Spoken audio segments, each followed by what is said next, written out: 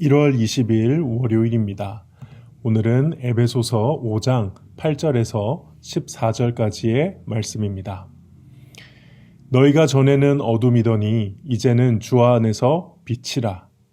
빛의 자녀들처럼 행하라. 빛의 열매는 모든 착함과 의로움과 진실함에 있느니라. 주를 기쁘시게 할 것이 무엇인가 시험하여 보라. 너희는 열매 없는 어둠의 일에 참여하지 말고 도리어 책망하라. 그들이 은밀히 행하는 것들은 말하기도 부끄러운 것들이라. 그러나 책망을 받는 모든 것은 빛으로 말미암아 드러나나니 드러나는 것마다 빛이니라. 그러므로 이르시기를 잠자는 자여 깨어서 죽은 자들 가운데서 일어나라. 그리스도께서 너에게 비추이시리라 하셨느니라. 아멘. 우리가 지난 본문에서 하나님의 사랑받는 자녀답게 살아야 함을 배웠습니다. 그래서 하나님을 본받는 자가 되라 라고 말씀하셨죠. 그 하나님을 본받는 첫 번째 방법은 그리스도의 사랑을 본받아서 사랑 안에서 행하는 것입니다. 우리를 위해 자신을 버리시고 성육신하신 십자가에서 죽임을 당하신 그 주님의 사랑을 본받아 우리의 삶에서 그렇게 사랑 안에서 행하라고 말씀하신 것입니다. 그리고 두 번째 하나님을 본받는 방법으로 하나님의 기업을 얻지 못할 그 우상 숭배자들의 그 모든 악한 것들을 버리라고 말씀하십니다. 음행과 온갖 더러운 것과 탐욕과 누추함, 어리석은 말, 희롱의 말 이런 것들 하지 않고 특히 누구든지 헛된 말로 너희를 속이지 못하게 하여 악한 자들과 함께 참여하는 자가 되지 말라고 어둠 속에 속한 일을 거부하라고 말씀하셨죠. 오늘 본문은 이제 하나님을 본받는 삶 어떻게 살 것인가 그 세 번째 내용으로서 빛의 자녀로 살라라는 말씀을 한번 살펴보도록 하겠습니다. 8절부터 보겠습니다. 너희가 전에는 어둠이더니 이제는 주 안에서 빛이라. 너희가 전에는 어둠이더니 이제는 빛이라. 이전에는 무엇이었는데 이제는 무엇이다. 이게 에베소서에서 자꾸 이 표현이 등장하고 있다는 것 알고 계시죠?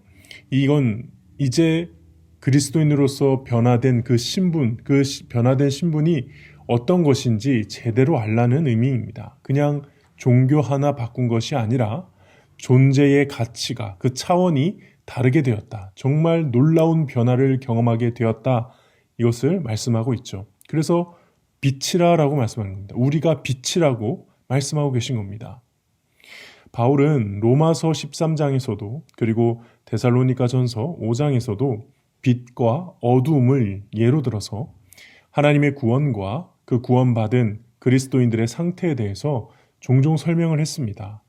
근데 왜 바울은 이 빛과 어둠이라는 상징적인 단어를 즐겨 사용해서 왜 이걸로 우리의 영적인 상태, 우리의 신분 상태, 우리 그리스도인의 상태를 이야기하려고 했던 것일까?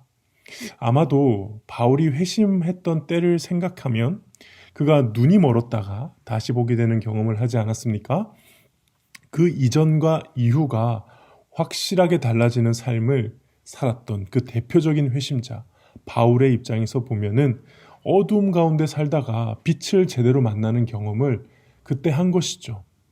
본인이 그런 경험을 하다 보니 어떻게 보면은 이 대조적인 표현, 물론 유대 랍비들이 이런 식으로 진리와 비진리들을 설명할 때 빛과 어둠을 사용하긴 했는데 바울 역시 이 빛과 어둠의 예를 들어서 이 대조적인 단어들을 사용해서 그런 걸 설명한 것이 아닌가 싶습니다.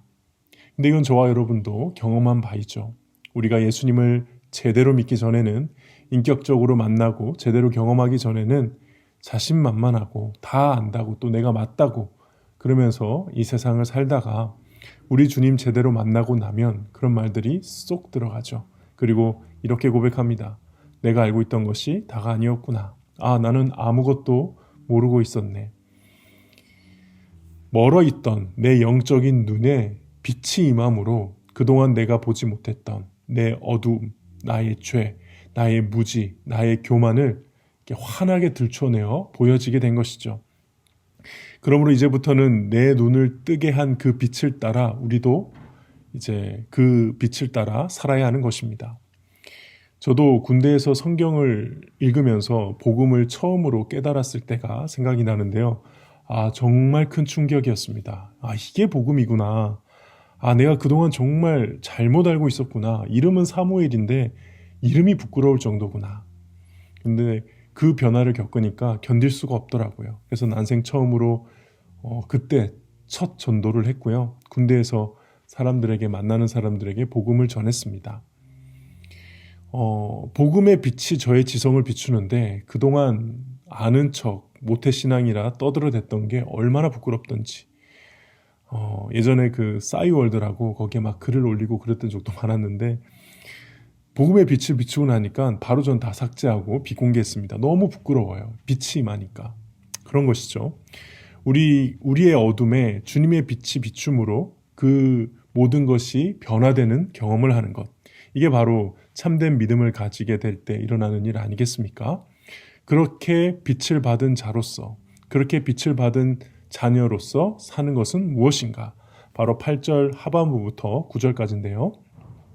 빛의 자녀들처럼 행하라. 빛의 열매는 모든 착함과 의로움과 진실함에 있느니라. 빛으로 사는 것, 빛의 열매를 맺으며 사는 것, 이것은 착함, 의로움, 진실함입니다.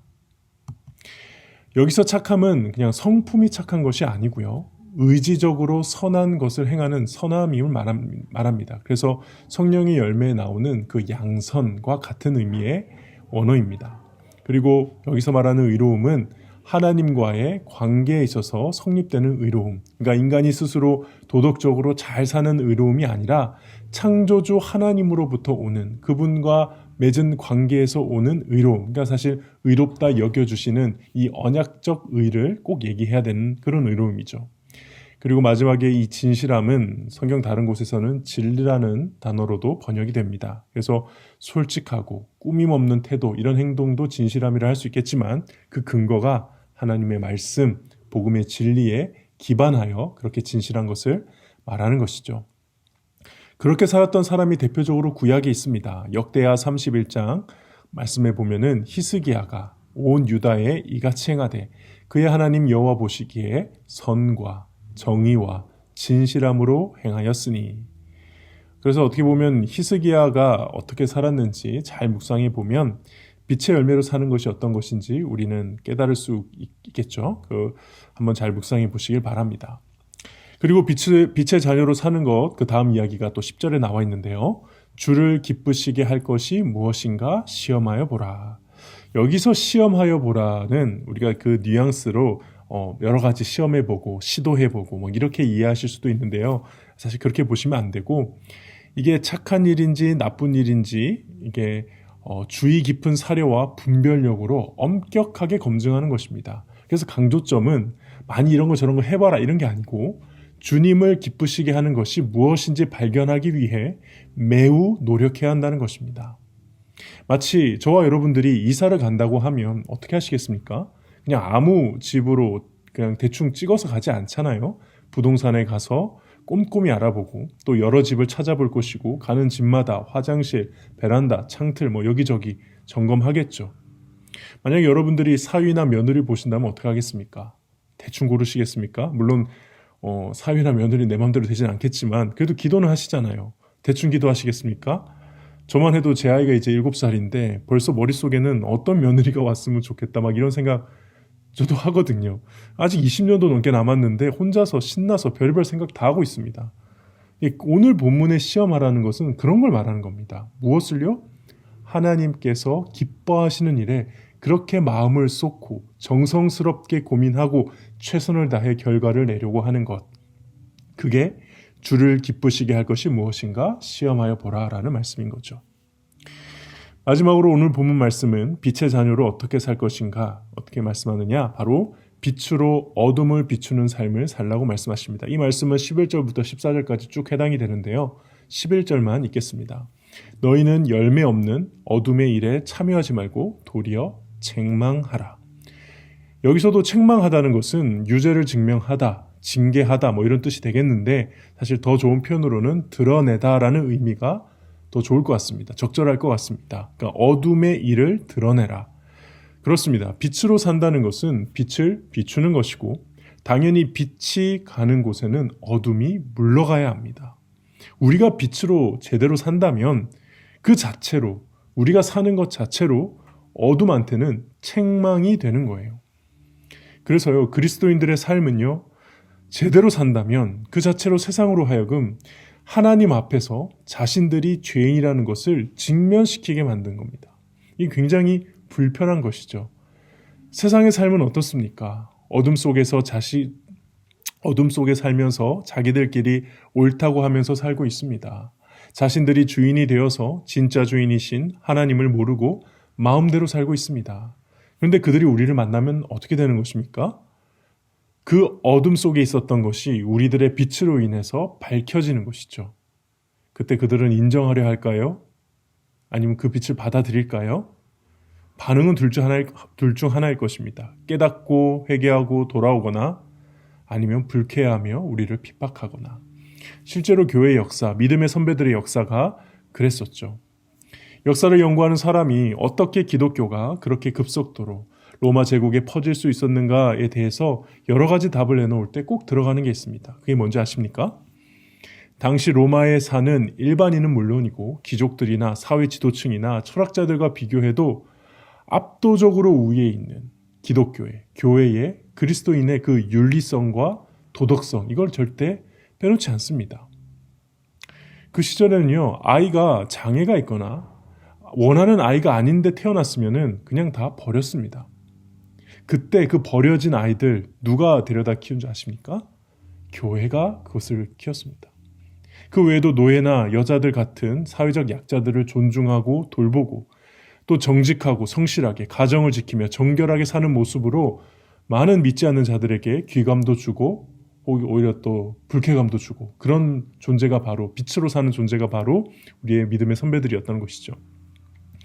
이처럼 빛으로 살았던 그 믿음의 선배들이, 예수님의 참된 제자들이 그 핍박과 고난 속에서도 이 고결한 신앙을 저와 여러분에게 전해 주신 것입니다. 말씀을 맺겠습니다. 우리는 먼저 사랑받은 하나님의 자녀들이라는 것을 잊어서는 안 될 것입니다. 그리고 빛이신 주님께서 비추어 주신 빛의 자녀들입니다. 그러므로 우리는 수많은 믿음의 선배들이 그랬던 것처럼 빛의 자녀로 살아야 할 줄 믿습니다. 빛의 열매, 모든 선함과 의로움과 진실함으로 사시길 소망합니다. 하나님께서 기뻐하시는 것이 무엇인지 알기 위해 전심을 다하기를 또 소망합니다. 그리고 이 세상에 어두움을 책망하고 드러내는 빛을 비추며 살 수 있기를 정말 간절히 소망합니다. 그리하여 오늘 하루도 주님 안에서 승리하는 하루가 되시길 주님의 이름으로 축복합니다. 기도하겠습니다. 하나님 아버지, 감사합니다. 저희를 어두움 가운데서 빛을 비춰주시고 주님의 사랑받는 자녀로, 빛의 자녀로 부르신 은혜 감사드립니다. 저희가 빛이라고 하셨사오니 주님의 그 영광스러운 복음의 빛, 오늘 하루도 마음껏 드러내며 살게 하여 주옵소서. 예수님의 이름으로 기도하옵나이다. 아멘. 이 시간 함께 기도하실 때 주신 말씀 붙들고 기도하시고 주간 기도 제목을 따라 나라와 민족, 한국교회의 부흥을 위해 기도하겠습니다. 하나님, 이 나라와 민족 지켜보호하여 주시옵소서. 한국교회 지도자들, 그리고 부산에 있는 목회자들, 한국교회 부흥 하나님께서 허락하여 주시옵소서. 그리고 말씀과 기도로 승리하는 한 주가 되게 하여 주시옵소서라고 이 모든 합심 기도 제목과 개인적 기도 제목으로 기도하신 후에 자유롭게 저소로 돌아가 하루를 시작하겠습니다. 함께 기도하시겠습니다.